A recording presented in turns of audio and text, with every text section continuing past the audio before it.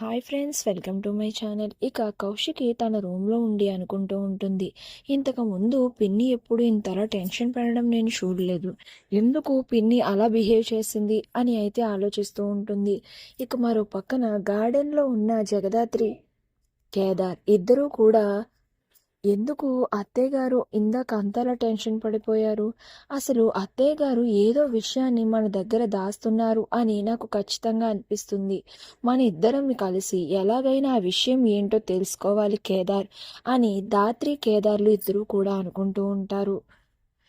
ఇందాక కూడా అత్తయ్య గారు కావాలనే హారతిని కింద పడేలా చేసి ఆ పేపర్ కాలిపోయేలా చేశారు.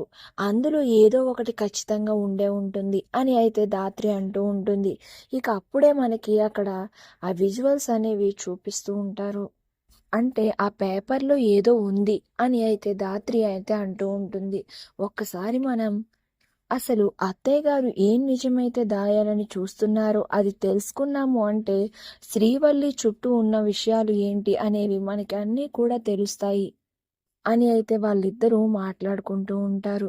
ఇక మరో పక్కన వైజయంతి అప్పుడే తన రూమ్లోకి వెళ్ళి ఇక చాలా కంగారుగా బీపీ టాబ్లెట్స్ అయితే వేసుకుని చాలా టెన్షన్ పడిపోతూ తన చేతిలో ఉన్న సుహాసిని పేపర్ని అయితే చూసుకుంటూ ఉంటుంది, ఫోటోని.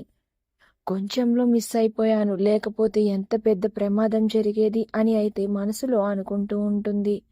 ఇక వైజయంతి అయితే ఇక సుహాసిని ఫోటోని కబోర్డ్లో దాచిపెట్టేసి అమ్మయ్య అని వెనక్కి తిరుగుతుంది. ఇక ఒక్కసారిగా అక్కడ పైన ఏం కనిపించిందో ఏమో తెలియదు కానీ ఒక్కసారిగా చూసి షాక్ అయిపోతూ ఉంటుంది.